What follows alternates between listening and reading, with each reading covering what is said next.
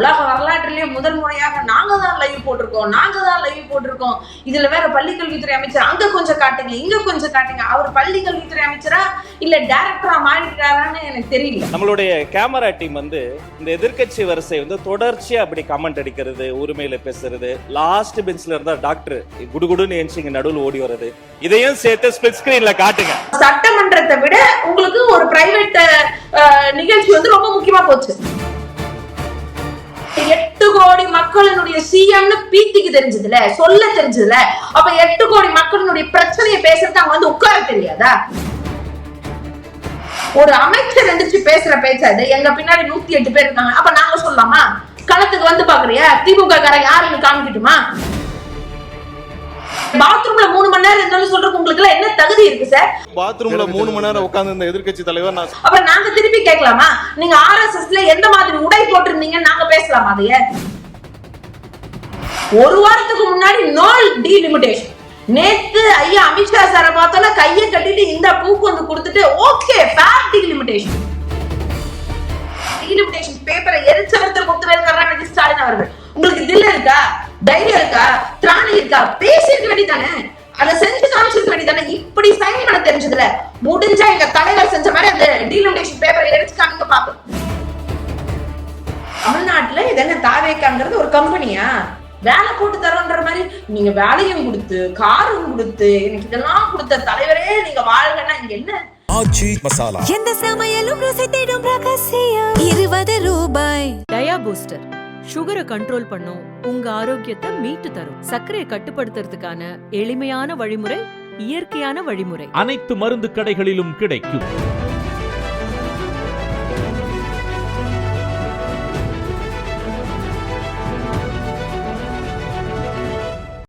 News flex நேயர்களுக்கு வணக்கம். நம்மோட திமுக செய்தி தொடர்பாளர் நாகநந்தன் அவர்கள் இணைந்திருக்கிறார். பேசலாம். வணக்கம் மேம்.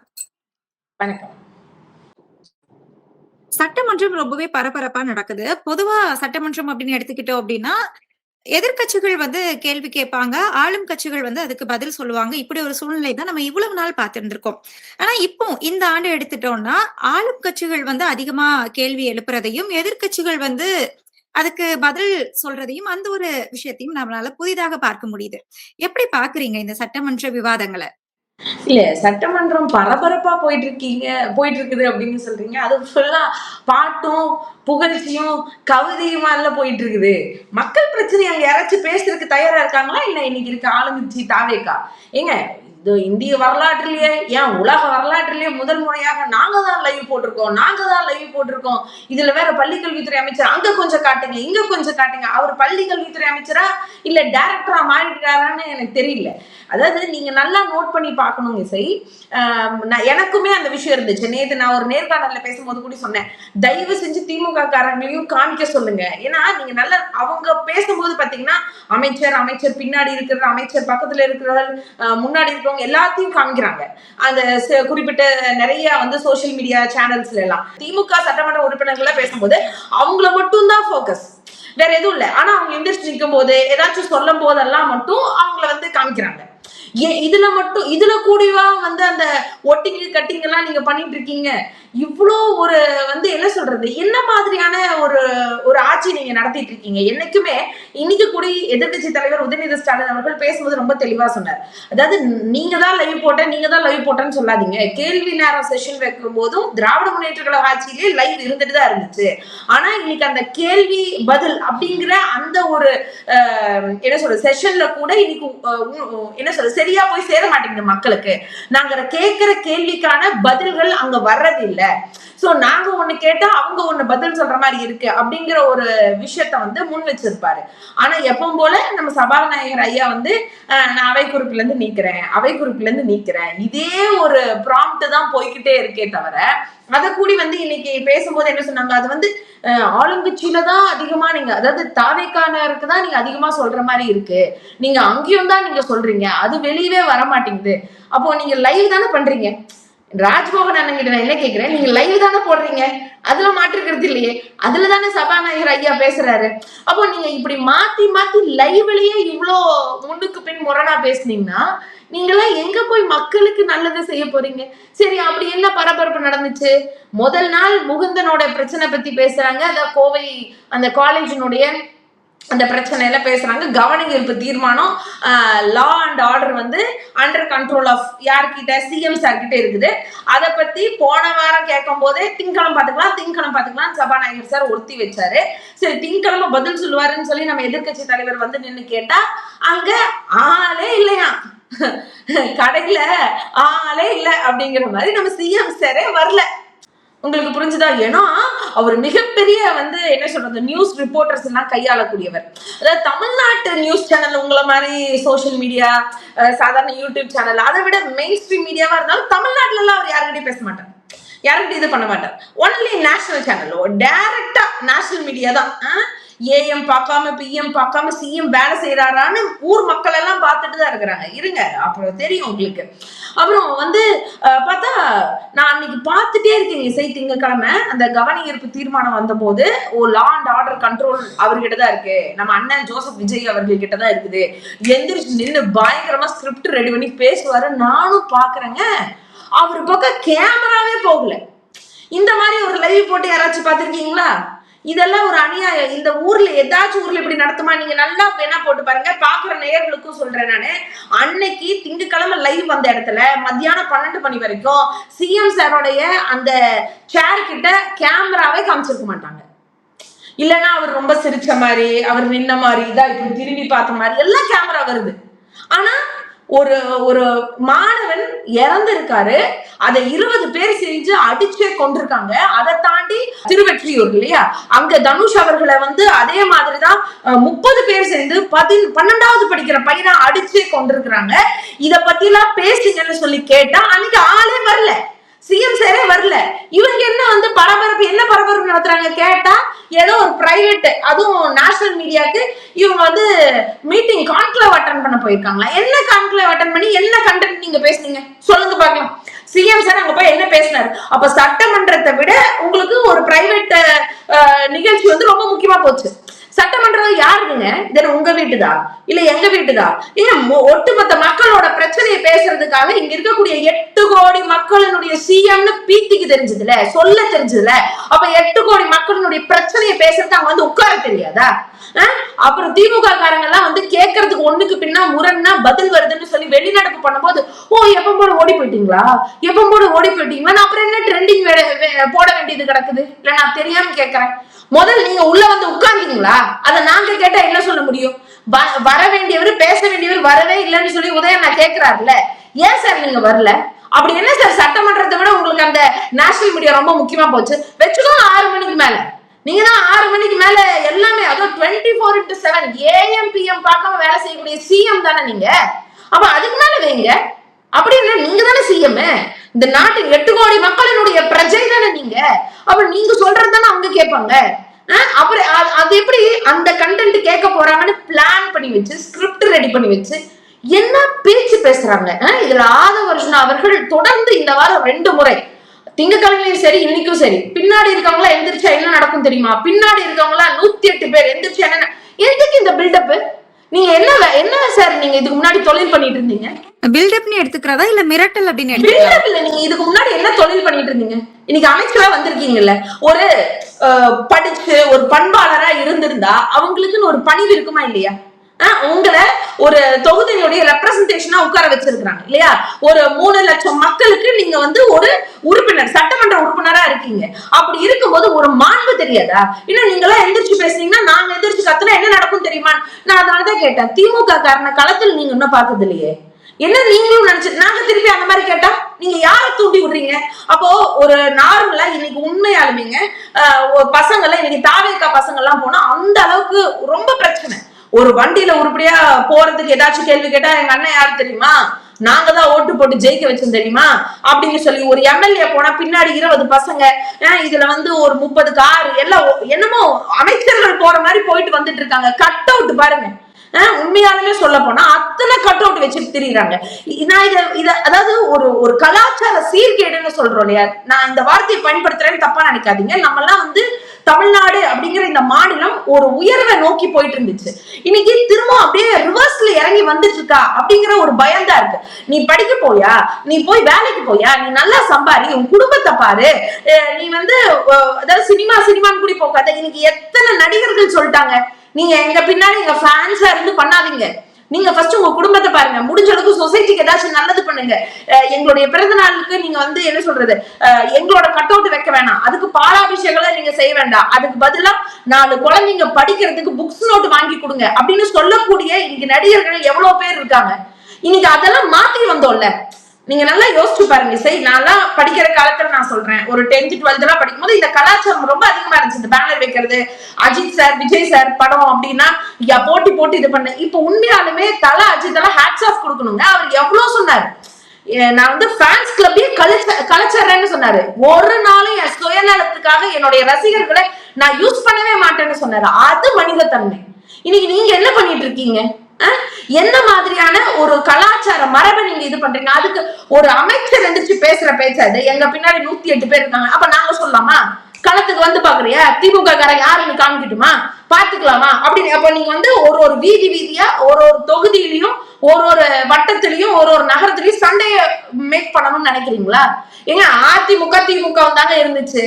நாங்க வந்து கட்சி ரீதியா மட்டும்தான் சங்கடப்படுவோம். ஏதாச்சும் பிரச்சனைனா தலைவர்கள் பேசும்போது மட்டும்தான். ஆனா பக்கத்து வீட்டுக்காரன் அதிமுகவா இருப்பான், நாங்க திமுகவா இருந்தாலும் ஒண்ணு மண்ணாதான் பழகுவோம். இன்னைக்கு தாவேகா காரங்க திமுக காரங்களை பார்த்தா ஏதோ எதிரிகளை பாக்குற மாதிரி ஒரு நாட்டுக்குள்ள ஒரு பிளவை, அதாவது ஒரு மாநிலத்துக்குள்ள ஒரு பிளவை ஏற்படுத்துற மாதிரி இன்னைக்கு சட்டமன்றத்தினுடைய பேச்செல்லாம் இருக்கு. இதுல என்னத்த போய் பரபரப்பு வேண்டி கிடக்கு சொல்லுங்க? இப்போ சட்டமன்றத்தோட பேச்சுகளை எடுத்துக்கிட்டோம் அப்படின்னா இது வந்து தாவேகா மட்டும் இல்ல, திமுகவினரோட பேச்சும் எல்லை மீறி இருக்கும் அப்படின்னு நம்மளுடைய சட்டமன்ற உறுப்பினர் என்னோட மாமா அப்படின்னு பேசுறது, இன்னைக்கு உதயநிதி ஸ்டாலின் அவர்கள் பேசும்போது சங்கி அமைச்சர் அப்படின்னு பேசுறது, பாத்ரூம் அமைச்சர்னு பேசுறது, திமுகவினரும் அந்த அவங்களுடைய மாண்புல இருந்து குறைந்து வந்துட்டாங்களோ அப்படிங்கறதான் பார்க்க முடியுது. நீங்க இப்போ என்ன சொல்றதுங்க, நீங்க எத்தனை நாள் தான் பொறுமையா இருக்க முடியும் சொல்லுங்க? நாங்க என்ன பொறுமையினுடைய மறு உருவமாவே அமைதியா உட்காரணும். இன்னைக்கு அதனாலதான் அண்ணன் செந்தில் பாலாஜி எந்திரிச்சு பேசினாரு. நீங்க என்ன வேணாலும் பேசுறீங்க, அதை வந்து அவை குறிப்புல இருந்து நீங்கிறேன்னு நீங்க ஒரே வார்த்தையில சொல்லிடுவீங்க, அது லைவ்ல வரும், நாங்களாம் பதில் சொல்லாம வாயை மூடிட்டு உட்கார்ந்து இருக்கோம், மக்கள் முன்னாடி நாங்க போய் கை கட்டி நிக்க சொல்றீங்களா? கேட்டாரா இல்லையா? ஏங்க எங்களுக்கும் வந்து அந்த சுயமரியாதை இருக்கவே கூடாதா? நீங்க பாத்ரூம்ல 3 மணி நேரம் இருந்தாலும் சொல்றதுக்கு உங்களுக்கு எல்லாம் என்ன தகுதி இருக்கு சார்? அப்புறம் நாங்க திருப்பி கேட்கலாமா, நீங்க RSSல எந்த மாதிரி உடை போட்டிருந்தீங்கன்னு நாங்க பேசலாமா? அதைய இதெல்லாம் எங்க போய் முடியும்?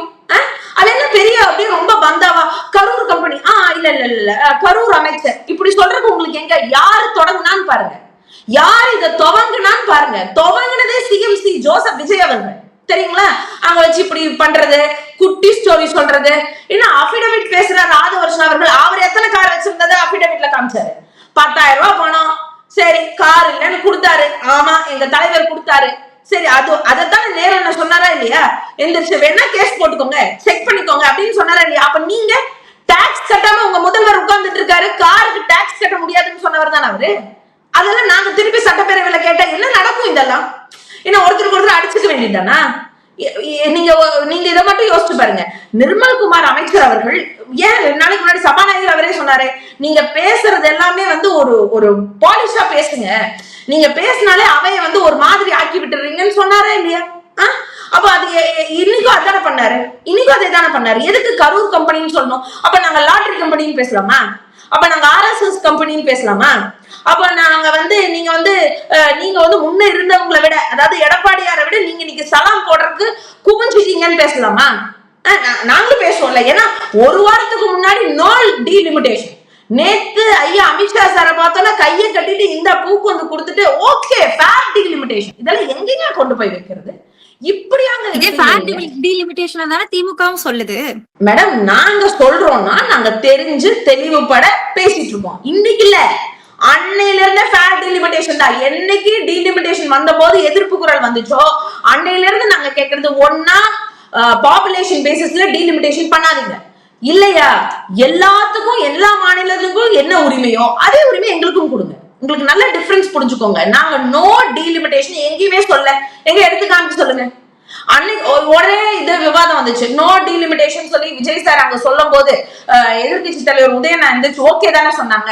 எங்க நல்லா அந்த ஸ்கிரிப்ட் நீங்க கேட்கணும். அவர் என்ன சொன்னாரு, மக்களுக்கு ஒரு பிரச்சனை, எங்களுடைய தமிழ்நாட்டு மண்ணினுடைய உரிமை போகும் அப்படின்னா திராவிட முன்னேற்ற கழகம் ஒரு காலமும் அதை ஏற்காது, அந்த விஷயத்துல நாங்க தமிழ்நாடு அரசுக்கு துணை நிற்போம் அப்படின்னு தான் அவர் சொன்னார் இல்லையா? அப்ப அந்த ஒரு வார்த்தை வந்து இதா இருக்குன்னா நம்ம தொடர்ந்து என்ன பேசிட்டே இருக்கோம், ஃபேர் டிலிமிட்டேஷன் பேசிட்டே இருக்கோம். இந்த விஷயத்த இந்தியாவிலே முதல் தொடங்கினவர் யார்? திரு முத்துவேலு கருணாநிதி ஸ்டாலின் மகத்தான மனிதர். அதை உங்களால மறுக்க முடியுமா? ஏங்க கெத்தா ஒரே வாரத்துல நீங்க வந்து டீலிமிட்டேஷன் நீங்க சொல்லும் போது, அந்த மசோதா வந்து நாடாளுமன்றத்துல தாக்கல் ஆகுது அப்படின்னு சொல்லும் போது உடனடியா இங்க அவ்வளவு தேர்தல் வேலை அவ்வளவு போய்கிட்டே இருந்தாலும் கூட உடனடியா எம்பிக்கள் எல்லாம் அனுப்பிச்சு விட்டுட்டு இவரும் கருப்பு சட்டையில நின்று யாருக்கும் பயப்படாம உங்களை மாதிரி அமித்ஷா அவர்களுக்கு பூ கொண்டு கொடுக்கல, அதெல்லாம் சொல்லல. அமித்ஷா சார் நீங்க வாயில தான் சொல்லிருக்கீங்க. பூ இல்ல டிஃபன் பாக்ஸ். டிஃபன் பாக்ஸ் பின்னாடிமா, முன்னாடி அப்படியே பவ்யமா போய் அப்படியே சிரிச்சுக்கிட்டே அப்படி அப்படி இப்படி எல்லாம் அப்படியே நெலிஞ்சு கொலைஞ்சு அப்படி இப்படி உட்கார்ந்து சொல்லுங்க. எனக்கு எத்தனை நாள் சார் நீங்க நடிப்பீங்க? எத்தனை நாள் நடிப்பீங்க? எனக்கு புரியல. அப்படியெல்லாம் நீங்க பூக்கொண்டு கொடுக்குறீங்க. ஆனா எங்க தலைவர் அன்னைக்கே தேர்தல் பணி இருந்தாலும் பரவாயில்ல, ஒரு நாளும் தமிழ்நாட்டு உரிமையை விட்டு கொடுக்க மாட்டோம்னு சொல்லி இந்த டீலிமிட்டேஷன் பேப்பரை எரிச்சவர் திரு முத்துவேலு கருணாநிதி ஸ்டாலின் அவர்கள். உங்களுக்கு தில்ல இருக்கா, தைரியம் இருக்கா, திராணி இருக்கா? பேசிருக்க வேண்டியதானே, அதை செஞ்சு காமிச்சிருக்க வேண்டியதானே. இப்படி சைன் பண்ண தெரிஞ்சதுல முடிஞ்சா எங்க தலைவர் செஞ்ச மாதிரி அந்த டீலிமிட்டேஷன் பேப்பரை எரிச்சு காமிக்க பாப்போம். நீங்களா நோ டீலிமிட்டேஷன் சொன்னீங்க, ஒரே வாரத்துல அண்டர் படுத்தி எடுத்துட்டு ஃபார் டீலிமிட்டேஷன் வேணும்னு கேக்குறீங்க. பில்லு வந்து வந்தாதானே அதை எரிக்க முடியும், பில்லு வராம எப்படி எரிக்கிறது? இல்ல பில்லு வந்தாதான் எரிக்க முடியும்ன்றது ரொம்ப அட்வான்ஸ்டா இருக்குங்க கொஸ்டின். பரவாயில்ல, நீங்க அட்லீஸ்ட் பேசலாச்சும் செய்யுங்க, பேசுங்க மேடம். நீங்க என்ன சொல்றீங்கன்னா எங்களுக்கு வந்து பிஜேபி சொல்றது ஏற்க முடியாது, நீங்க கொள்கை எதிரி. இப்ப நீங்க என்ன பண்றீங்க, எங்க முன்னாடி சட்டப்பேரவையில மக்கள் முன்னாடி லைவ் போடுறேன்னு சொல்லி பச்சையா போய் சொல்லிட்டு இன்னைக்கு அமித்ஷா ஐயா வந்தோடனே நீங்க போய் ஜி ஓகேங்க ஜி, உங்களுக்கு தகுந்த மாதிரி நாங்க எல்லாம் படிக்கிறோம் ஜி, ஏதாவது தவறு இருந்தா சொல்லுங்க ஜி, அதை நாங்க சரி பண்ணிக்கிறோம், தயவு செஞ்சு நீங்க ஒண்ணும் பண்ணிடாதீங்க ஜி அப்படின்னு சொன்ன மாதிரி தான் போய் உட்காந்துக்கலாங்க. என்ன பேசுறீங்க அந்த 20 நிமிஷமா இல்ல அரை மணி நேரமா? என்ன பிரஸ் ரிலீஸ் வந்துச்சு சொல்லுங்க. எப்பவுமே தலைவர்கள் பேசிக்கிட்டாங்க அப்படின்னு சொன்னா அவங்க குடும்ப பிரச்சனையா பேச போறாங்க, மாநில பிரச்சனை தானே பேச போறாங்க. சொல்லிட்டாரா மேல ஏதாவது கட்டக்கூடாது, காலையில இருந்து வரக்கூடிய தண்ணி எங்களுக்கு கரெக்டா வரணும், அதே மாதிரி முல்லை பெரியார் எந்த பிரச்சனையும் வரக்கூடாது, பேசிட்டாரா அதெல்லாம்? இப்போ அமித்ஷா ஜி என்ன சொன்னாரு இதை பத்தி எல்லாம்? இதுக்கெல்லாம் ஏதாச்சும் விடை கொடுத்திருக்காரா? அதாவது ஒரு பிரைவேட் சேனலினுடைய அது நேஷனல் மீடியா கான்க்ளேவ் அட்டெண்ட் பண்ணி மீட்டிங்ல அங்கேயும் போய் பேசவெல்லாம் இல்ல, ஏதோ சைன் தான் பண்ணாராமா. அந்த மாதிரி ஒரு பிரஸ் ரிலீஸ் வந்துச்சா சிஎம் சார் கிட்ட இருந்து? இததான் நாங்க வந்து ஹோம் மினிஸ்டர் கிட்ட பேசணும். இதுல கீழே வந்து அந்த ரூட் மாஃபியா பயங்கரமா அப்படியே அடிச்சுடுறாங்க. என்னன்னு HM to PM, புரிஞ்சுதுங்களா? இது என்ன லாங்குவேஜ் எனக்கு புரியல. HMனா home minister, home minister to PM, அதாவது அடுத்த நெக்ஸ்ட் PM மீட்டிங் 2 பேருக்கு. யாரு? விஜய் சார். PM ஓ நீங்க நடத்துங்க சார், நீங்க நடத்துங்க. மேல இருக்கிறவன் எல்லாத்தையும் பாத்துக்கிட்டாதான் இருக்கான். அவன் எங்க எப்படி இவரு சொன்னாரு, என்னோட டேபிள்ல தான் எல்லா ஃபைலும் இருக்கு, எனக்கு எப்போ எப்படி ஓபன் பண்ண தெரியுமோ அப்போ அப்படி ஓபன் பண்ணுவேன். இதெல்லாம் டபுள் மீனிங்கா இல்லைங்களா? இல்ல எனக்கு புரியல. இந்த ஃபைல் விவகாரத்திலேயே எடுத்தோம்னா இன்னைக்கு ஜோதிடர் குறித்து உதயநிதி அவர்கள் சொல்லியிருந்தாங்க, ஏன்னா ஜோசியம் பார்த்துதான் திறப்பீங்களா அப்படின்னு. அதுக்கு பதிலுக்கு வந்து எனக்கு கலைஞர் அவர்கள் மட்டும் கழுத்துல போட்டிருந்த அந்த மஞ்சள் துண்டு ஜோதியம் பார்த்து போடப்படலையா அப்படிங்கிற ஒரு கேள்வி.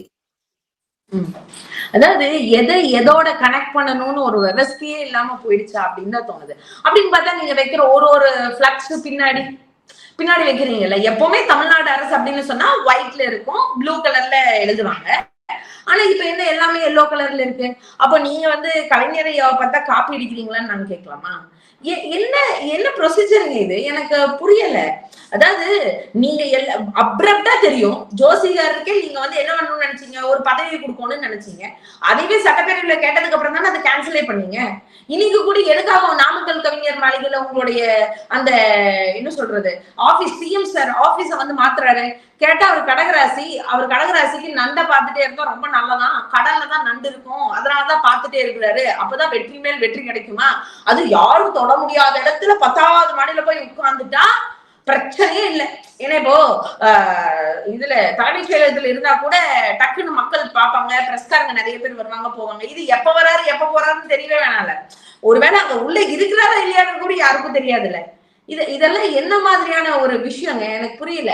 அப்புறம் நீங்க அப்புறம் எதனால வந்து இந்த ஒரு நாள் கோட்டு போட்டு வரீங்க, ஒரு நாள் ப்ளூ கலர் ட்ரெஸ், ஒரு நாள் வந்து சிவப்பு இது வரைக்கும் போட்டது இல்ல, இனிமேல் போட்டாலும் போடுவாரா இருக்கும். இன்னைக்கு பட்டு வேஷ்டி பட்டு சட்டையில் வந்திருக்கிறாரு, என்ன வரலட்சுமி நோம்பு கொண்டாடுறாரு அவரு? அப்படிதான் கேட்கணும்னு தோணுது. இல்ல எனக்கு புரியலைங்க. இன்னைக்கு வந்து என்ன சொல்றதுன்னா, உங்ககிட்ட ஒரு விஷயம் கேட்டா அதற்கான பதில் வர்றதில்லை. உடனே திருப்பி அதுவும் நீங்க என்ன அன்னைக்கு கருணாநிதி அப்படின்னு சொன்னதுக்கு நீங்க மன்னிப்பு கேட்டீங்க. அப்ப இன்னைக்கு இல்லாத ஒரு தலைவர், அதுவும் உண்மையாலுமே தமிழ்நாட்டை என்ன சொல்ற இந்த அளவுக்கு மாத்தின ஒரு மிகப்பெரிய ஒரு தலைவரா இருக்கக்கூடிய முத்தமிழர் டாக்டர் கலைஞர் அவர்களை பத்தி ஒரு அமைச்சர் இப்படி கிண்டல் அடிக்கிற மாதிரி பேசுவாரு. அதை பார்த்துட்டு சும்மா இருக்கணுமா எல்லாரும்? என்னங்க ஒரு மாண்பே இல்லாம போயிட்டு இருக்கு. இப்போ உண்மையாலுமே நீங்க என்ன பிரச்சனை நடக்குது, ஏதாச்சும் பிரச்சனைக்கு ரிசல்ட் கிடைச்சதா? சரி நீங்க சொல்லுங்க. சரி நீங்க வந்து நான் திமுக காரி, நீங்க ஒரு நடுநிலையாளர், நான் எங்ககிட்ட கேக்குறேன். இப்ப எவ்வளவு இந்த வாரத்துல மட்டும் நடந்த சம்பவம், நாங்க போன வாரமே சொல்லிட்டு இருக்கோம், கோவையில மட்டும் தொடர்ந்து 4 கொலை நடந்திருக்கு. இது வரைக்கும் ரிசல்ட் வர கிடையாது. சூலூர் எம்எல்ஏ பயங்கரமா பேசுறாரு, நாங்கெல்லாம் ரொம்ப கூலா இருக்கோம், ரொம்ப கூல். ஏன்னா வந்து எங்ககிட்ட மடியில கனம் இல்ல, வழியில பயம் இல்ல. சரி சூலூர் குழந்தை, அந்த 10 வயசு குழந்தை இறந்துச்சுல, அதுக்கு என்ன நீதி வாங்கி கொடுத்தாராம் அந்த சட்டமன்ற உறுப்பினர்? அப்புறம் என்னத்த போய் அப்ப நீங்க மக்களுக்கு என்ன நடந்தாலும் பரவாயில்ல, நீங்க ரொம்ப கூலா உட்காந்துருப்பீங்க. அந்த பாரதி தயாளன் அதை கேட்கும் போது எனக்கெல்லாம் உண்மையாலுமே கஷ்டமா இருந்துச்சு. ஒரு குழந்தை படிச்சு மேல வர்றது எவ்வளவு பெரிய விஷயங்க. இன்னைக்கு அயலகர் அம்பேத்கர் உயர்கல்வி திட்டத்தின் மூலமாக அந்த தம்பி வந்து இன்னைக்கு மூளையில் இருக்கக்கூடிய டிஎன்ஏ செல்ஸ் ஆராய்ச்சி பண்ணக்கூடிய ஒரு ரிசர்ச் அண்ட் டெவலப்பரா அங்க போய் மலேசியால உட்கார்ந்து இருக்காரு. போன வருஷம் வரைக்கும் கிடைக்க வேண்டிய தொகை சரியா கிடைச்சிருக்கு. அந்த லிவிங் அண்ட் எக்ஸ்ட்ரா ஃபீஸஸும் அந்த காலேஜுக்கான அந்த மலேசியா இன்டர்நேஷனல் அந்த யூனிவர்சிட்டிக்கான ஃபீஸும் பே பண்ணப்பட்டிருக்கு நம்மளுடைய திராவிட முன்னேற்ற கழக ஆட்சியில. அதற்கான பில்லெல்லாம் அந்த தம்பி நல்லா கரெக்டா சப்மிட் பண்ணிடுறாரு. இத பத்தி கோவி செல்லியன் அவர்கள் சட்டமன்ற உறுப்பினர் கேள்வி எழுப்பும் போது சொல்றாரு, அவர் இது வரைக்கும் எனக்கு டியூஷன் ஃபீஸ் கட்டிட்டாங்க, ஆனா என்னோட ரிசர்ச் அண்ட் லிவிங் எக்ஸ்பென்சிவ் இது வரைக்கும் எனக்கு வரல, சோ அதை வேணும், இன்னும் கொடுக்கல. இத்தனைக்கும் சமூக நலத்துறை ஒரு அமைச்சர் இருக்கிறாங்க, அந்த அமைச்சர் அண்ணன் வன்னியரசு அவர்கள். ஆனா அவங்க சொல்றாங்க இன்னும் பில்லு டேட்டா எல்லாம் கொடுக்கல, அதெல்லாம் ஏதாச்சும் கரெக்ஷன்ஸ் இருக்கு, ஏதாச்சும் அந்த கமிட்டி செக் பண்ணும். எப்ப கமிட்டி போட்டு எப்ப செக் பண்ணி அந்த பையன் எப்பங்க ரிசர்ச் முடிப்பாரு? அவரும் அவர் எங்க உட்கார்ந்துருக்காரு? அந்த பையன் அயலக உதவி திட்டத்துல கிட்டத்தட்ட 400 பேர் வந்து படிக்கிறாங்க. நம்ம திமுக ஆட்சியில ஆரம்பிக்கப்பட்டதுதான், உங்களுக்கு தெரியும். அப்படி இருக்கும்போது எல்லாருக்கும் ஃபீஸ் பே பண்ணிட்டாங்க, இந்த ஒரு பையனுக்கு மட்டும் ஏன் பே பண்ணாம இருக்காங்க? இந்த விஷயத்துல திமுக அரசியல் பண்ணுது அப்படின்னு சொல்றாங்க. இதுல அரசியல் பண்ண என்ன இருக்கு? நார்மலா ஒரு அதாவது ஃபாரின்ல இருக்கக்கூடிய இந்த மாதிரி இன்ஸ்டிடியூஷன்ஸ்க்கு எல்லாம் படிக்க போகும்போது நம்மளுடைய தொகை அப்படிங்கிறது 36 லட்சம். பட் இவரோட ரிசர்ச் அண்ட் டெவலப்மெண்ட் வந்து ரொம்ப அதிகமா இருக்கு. அதாவது இந்த தம்பியோட டோட்டல் ஃபீஸே வந்து 38 lakhs கிட்ட வருது. உண்மையாலுமே சொல்ல போனா இந்த தம்பி அவரே வந்து அவர் கையில இருந்து 2.5 lakhs எக்ஸ்ட்ரா போட்டிருக்காரு. ஏங்க அவரு ஏதோ படிப்பு போய் அங்க வந்து டேட்டா சயின்ஸோ இல்ல வந்து ஏதோ வந்து ஏஐ டெக்னாலஜி எல்லாம் அவர் படிக்கல, அவரு ரிசர்ச் பண்றாரு. அதுவும் எப்படி இந்தியாவிலே இது வரைக்கும் யாரும் பண்ண, வேர்ல்டுலயே இதை பத்தி பண்ணிருக்காங்களா இல்லையான்ற பெரிய தரவுகள் இல்ல. அதான் நான் சொன்னேன், மூளையில இருக்கக்கூடிய டிஎன்ஏ அதனுடைய செல்ஸ், அதான் அதையும் தாண்டி இருக்கக்கூடிய செல்ஸ் ஆராய்ச்சி பண்றாங்க. இத நேத்து நான் ஒரு நேர்காணல்ல சொன்னேன். ஒரு மாற்றுத்திறனாளி ஆசிரியரா நான் இருக்கும்போது எனக்கு தெரியும். ஏன்னா நீங்க ஒரு ஆர்டிஸ்டிக் ஃபீச்சர் உள்ள குழந்தைய நீங்க எடுத்து பாத்தீங்கன்னா உங்களால எதுவே பெட் ஸ்கேன் பண்ணுங்க, சிடி ஸ்கேன் பண்ணுங்க, இல்ல என்ன நீங்க வந்து ஸ்கேன் பண்ணி எம்ஆர்ஐ எடுங்க, என்ன நீங்க பண்ணாலும் பிரெயின்ல என்ன இருக்குன்னு உங்களால கண்டே படிக்க முடியாது. அப்போ டிஎன்ஏ ஸ்டெம் செல்ஸ் கூட எடுத்து ரிசர்ச் பண்ணிருக்காங்க. அப்ப கூட அந்த குழந்தை எதனால ஆர்டிஸ்டிக் ஃபீச்சர்ஸ் வந்துச்சுன்னு உங்களால கண்டுபிடிக்க முடியாது. அதுக்கான மெடிசன் என்னன்னு உங்களால கண்டுபிடிக்க முடியாது. இப்ப மைல்டு எம்ஆர் மென்டல் ரிட்டார்டட் கேட்டகரியில இருக்காங்க, இல்ல மைல்டு மென்டல் இல்னஸ் கேட்டகரியில இருக்கிறாங்க, அந்த மாதிரி குழந்தைங்க எல்லாம் உங்களால கண்டே பிடிக்க முடியாது. எப்படி வந்துச்சு? ஏன் இந்த நம்ம ஜெண்டர் என்ன சொல்லுவோம், ஓ ரிலேஷன்ஸ்குள்ள மேரேஜ் பண்ணிருக்கீங்களா அதனால உங்க குழந்தைக்கு வந்திருக்கும் அப்படின்னு சொல்லிட்டு போயிடுவோம். ஆனா இன்னைக்கு அதையும் தாண்டி நிறைய பெற்றோர்கள் இன்னைக்கு ஆட்டிஸ்டிக் ஃபீச்சர்ங்கிறது எவ்வளவு இதா வந்துட்டே இருக்கு. இன்னைக்கு பிஹேவியர் டிசார்டர் வந்துட்டு இருக்கு குழந்தைங்களுக்கு. அதே மாதிரி ஹைப்பர் ஆக்டிவ் குழந்தைங்க நிறைய வந்துட்டு இருக்காங்க. அட்டென்ஷன் டிசார்டர் குழந்தைங்க வந்துட்டு இருக்காங்க. இதெல்லாம் ஏன் நடக்குது, எப்படி வருது? அப்போ அந்த மூளை செல்லினுடைய அந்த டிஎன்ஏ ரிசர்ச்ங்கிறது ரொம்ப ரொம்ப முக்கியம். இது வேர்ல்டுலயே வச்சு இந்த தம்பி வந்து ரொம்ப இனிஷியேட் எடுத்து பண்றாரு. அப்போ நீங்க யோசிச்சு பாருங்க இசை, இப்ப நார்மலா ஒரு டேட்டா சயின்ஸ் படிக்கிறது, ஒரு நார்மல் மெடிக்கல் படிக்கிறதுக்கே ஃபாரின் கண்ட்ரீஸ் எல்லாம் போனா ஒரு இயர்லி 30 lakhs ஸ்பெண்ட் பண்ணணும். நம்ம இப்போ நம்ம வந்து ஒரு ஹையர் எஜுகேஷன் நம்ம பண்றோம் அப்படின்னா 30 lakhs பேங்க் பேலன்ஸ் பேக்கப் நீங்க வச்சிருக்கணும். அதை தாண்டி நீங்க ஏதாச்சும் எஜுகேஷன் லோன் போடணும்னா அப்புறம் தான் நீங்க போட முடியும். பட் ஸ்டாக்னண்டா உங்க பேங்க் அக்கௌண்ட்ல 30 lakhsங்கிறது இருந்துகிட்டே தான் இருக்கணும். இது வந்து நார்மலா இந்தியால இருந்து ஃபாரினுக்கு நீங்க ஹையர் ஸ்டடிஸ் பண்ண போறவங்களுக்கு போடுறது. ஆனா இவர் வந்து ஒரு ஸ்காலர்ஷிப் மூலமா, அதுவும் நான் முதல்வன்ற திட்டத்தின் மூலமா, நல்லா புரிஞ்சுக்கோங்க, உண்மையாலுமே இந்த திட்டம் எல்லாம் வந்தது 2003லயே வந்துருச்சுன்னு சொல்றாங்க. அப்பவே கொண்டு வந்திருக்காங்க. பட் அப்ப இருந்து இந்த எக்ஸிகியூஷன் வந்து ரொம்ப ஸ்லோவா தான் இருந்திருக்கு. லாஸ்ட்ல எடப்பாடியார் அவருடைய ஆட்சியில கூட ஒரு 3-4 பேர் தான் போன மாதிரியான டேட்டா இது வரைக்கும் இருக்கு. ஆனா அதையும் நம்ம வந்த உடனேயும் சரி பண்ண முடியல. அதுக்கப்புறம் நிதிநிலை எல்லாம் சரி பண்ணி 2023ல இருந்துதான் இந்த அம்பேத்கர் அயலக உயர்கல்வி திட்டத்தை வந்து கரெக்டா எக்ஸிகியூஷன் பண்ணி இவ்வளவு அமௌண்ட் அவங்களுக்கு நிர்ணயம் பண்ணணும்னு சொல்லி, இதுல நிறைய பசங்களை படிக்கிற அனுப்பணும்னு சொல்லி, அதுவும் என்ன பண்ணிருக்கோம்னா அந்த என்ட்ரன்ஸ் எக்ஸாம்க்கு நான் முதல்வன் திட்டத்தின் மூலமாக அவங்களுக்கு கோச்சிங் சென்டர் மூலமா அந்த குழந்தைங்களை அந்த என்ட்ரன்ஸ் எக்ஸாம கிராக் பண்ண வச்சு வருஷத்துக்கு கிட்டத்தட்ட 100 குழந்தைங்களுக்கு மேல இன்னைக்கு போய் படிக்கிறாங்கன்னு சொன்னா, சோ இதெல்லாம் நம்ம யோசிக்கணும். இன்னொன்னு நான் இப்ப தெளிவா சொன்னேன். இப்ப தயாளனுடைய விஷயத்திலேயே நீங்க யோசிச்சீங்கன்னா, இவருதான் இந்தியாவிலே முதல் முறையா இந்த ரிசர்ச் பண்றாரு. புரிஞ்சுதுங்களா? நீங்க கேட்டீங்களா ஒரு கேள்வி, இப்ப 400 பேர் 500 பேர் எல்லாம் போய் படிக்கிறாங்களா, அவங்களுக்கு எல்லாம் வராத பிரச்சனை இவங்களுக்கு, அவங்க எல்லாம் படிக்கிறது எல்லாரும் படிக்கிற படிப்பு. பட் இவர் வந்து ஸ்பெசிபிக்கா படிக்கிறாரு. இந்த படிப்புக்குன்னு ஆகக்கூடிய செலவுகளை அவரே ஓபனா பேசி போடுறாரு. இதுல என்ன ஒருத்தர் பேசுறதுனால பெரிய அரசியல் மாற்றம் வந்துருமானா, இது உண்மையா அந்த பையனுடைய ஒரு என்ன சொல்றது, அவனோட கனவை சிதைக்கிற மாதிரியான விஷயம். இங்க நான் என்ன கேக்குறேன்னா, உங்க பின்னாடி உட்கார்ந்துட்டு இருக்கக்கூடிய அத்தனை எம்எல்ஏக்களுக்கு கார் இருக்குன்னு அபிடவிட்ல இருக்குன்னு தெரிஞ்சா நீங்க கார் கொடுக்குறீங்க, அதுக்கு இத்தனை கோடி செலவு பண்ணுவீங்க. ஏங்க ஒரு பையனுக்கு நீங்க இன்னைக்கு ஒரு 30 லட்சம் அனுப்புறதுக்கு உங்களுக்கு என்னங்க கஷ்டம்? அவன் நாளைக்கு ஜெயிச்சு வந்தா யாருக்குங்க பெருமை? என்ன திராவிட முன்னேற்ற கழக ஆட்சியில் அனுப்பிச்சு வச்சா சொல்ல போறீங்க? நீங்க அப்படிதான் சொல்றதுக்கு உங்களுக்கு மனசு வராது. எல்லா திட்டமும் ஸ்டிக்கர் தான் ஓட்டுறீங்க. ஆனா எங்களோடது நீங்க சொல்ல போறீங்களா? சொல்ல வேணாம் சார். ஆனா அந்த தயாளன் இன்னைக்கு ஜெயிச்சு வந்துட்டான்னு வச்சுக்கோங்க, ஒரு தமிழை இந்த அளவுக்கு கண்டுபிடிச்சாங்க, எவ்வளவு பெரிய பெருமை இருக்கும். எத்தனை குழந்தைங்க நாளைக்கு அதனால பயனடைவாங்க, எத்தனை பெற்றோர்கள் எத்தனை அதுல பயனடைவாங்க. ஒரு மிகப்பெரிய ஒரு எக்ஸாம்பிளா இருக்க மாட்டாரு தயாளன் அப்படிங்கிற ஒரு நிமிஷம் யோசிச்சு பாருங்க. ஏங்க நீங்க மட்டும் சொல்லலாம், எல்லாரும் தான் நடிக்கிறாங்க. ஏன் உங்க சிஎம் மட்டும் தான் நீங்க பெரிய தளபதி, இளைய தளபதிங்களா சொல்றீங்க? அவருக்கு அந்த திறமை இருந்து வந்திருக்காருன்னு வச்சுப்போங்க. அதே மாதிரிதான் இந்த பையன், எல்லாரும் போய் படிக்கலாம். ஆனா இந்த பையன் படிக்கிற படிப்பு ரொம்ப ஸ்பெசிஃபையான படிப்பு. அதுக்கு லேப் எவ்வளவு யூஸ் ஆகும் யோசிச்சு பாருங்க. மனித மூளையா அவன் ரிசர்ச் பண்ணணுங்க அந்த தம்பி.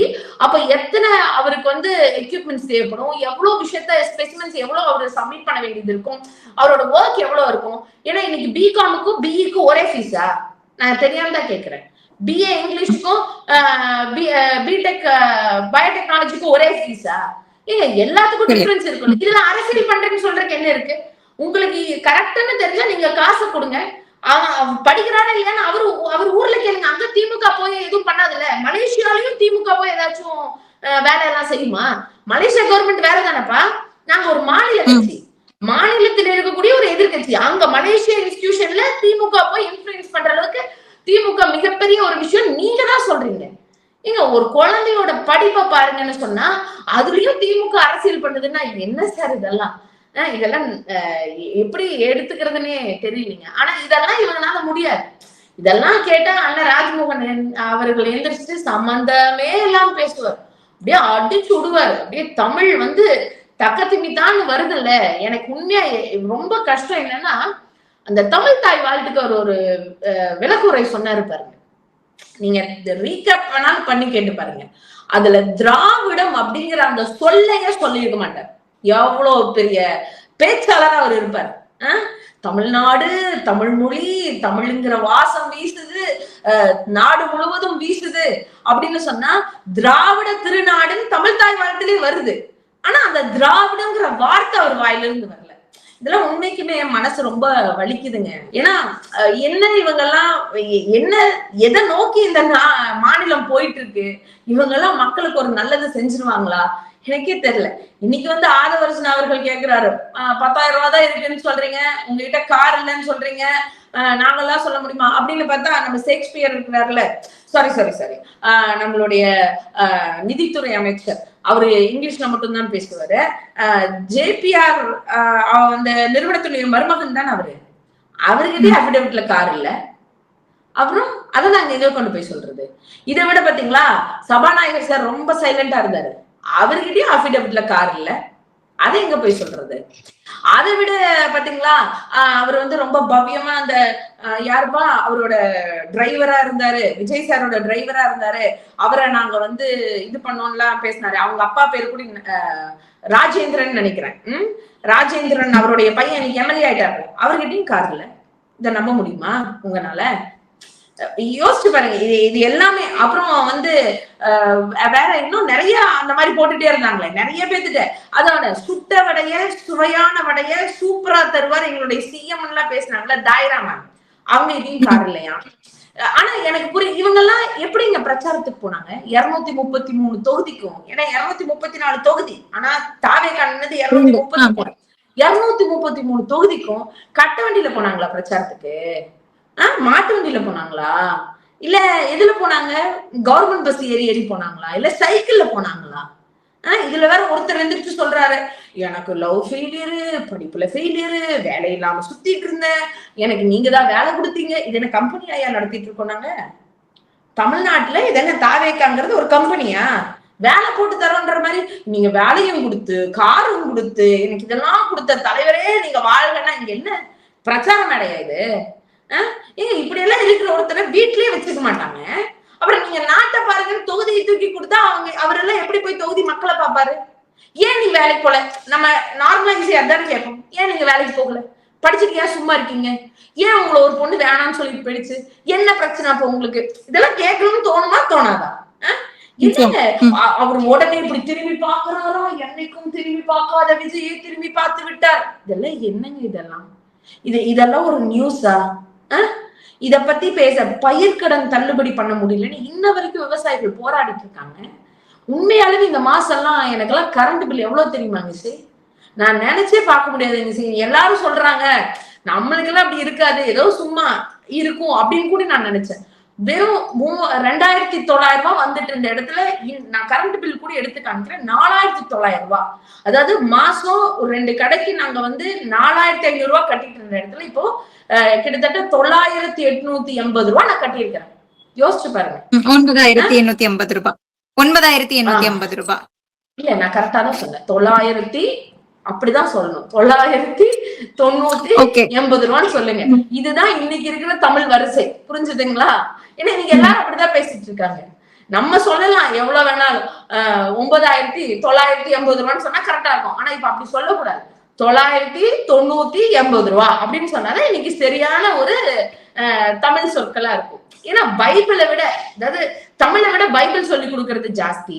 இந்த மாதிரி பேசுறவங்க தானே இன்னைக்கு இருக்கிறாங்க. இன்னைக்கு நாட்டினுடைய முதல்வரை எப்படி பேசுறாருன்னு நம்ம புரிஞ்சுக்க தானே வேணும். சோ இந்த இன்னைக்கு அதனாலதான் உதயநிதி ஸ்டாலின் அவர்கள் சொன்னாரு, இந்த பஞ்ச் டயலாக் பேசுறதெல்லாம் விட்டுருங்க, பஞ்ச் டயலாக் எல்லாம் வேணாம். உடனே தாவகாரங்களும் அப்படி குதிக்கிறாங்க, அப்படி கத்துறாங்க, அப்படி பேசுறாங்க. அப்புறம் என்னங்க பண்ண சொல்றீங்க? ஒருத்தர் வராரு, இந்த கில்லி சரத்துன்னு சொல்லிட்டு ஒருத்தர் அமைச்சரு, அவர் வந்து பவுடர் மாதிரி இருக்கு, என்ன வச்சு நீங்க தட்டினீங்கன்னு கேட்டா அவர் என்ன பதில் சொல்றாரு? அவர் பாட்டுக்கு அப்படி இல்ல, நீங்க செஞ்ச ஊழல் என்னன்னு தெரியுமா, நீங்க அதை செஞ்சீங்க. நீ என்ன செஞ்ச? ஃபர்ஸ்ட் அது உங்க ஆட்சியில தான் செஞ்ச. இதெல்லாம் ஒரு பதிலா? சரி, அப்போ எங்க ஆட்சியில நீ தப்பு பண்ணிருக்கேன்னு தெரிஞ்சும் இன்னைக்கு தாவேக ஆட்சியில CMC ஜோசப் விஜய் அவர்கள் உன்னை அமைச்சராக்கி உட்கார வச்சிருக்காரா? நிறைய தகவல் பகிர்ந்துக்கிட்டீங்க, ரொம்ப நன்றி.